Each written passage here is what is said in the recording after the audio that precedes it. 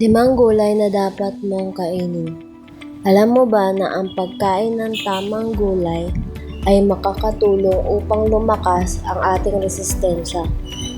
Alamin natin ang 5 masustansyang gulay na dapat mong kainin araw-araw. Number 1, malunggay.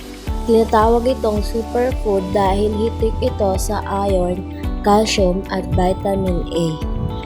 Nakakatulong ito para sa ina, bata at kahit matanda.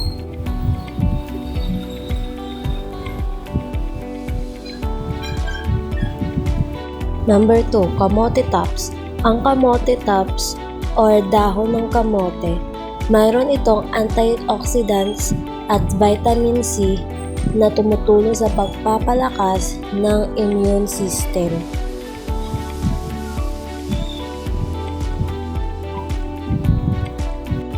Number 3, kalabasa. Ang kalabasa ay hindi lang pangpalinaw ng mata, may beta-carotene ito na tumutulong sa pag-iwas sa cancer at heart disease.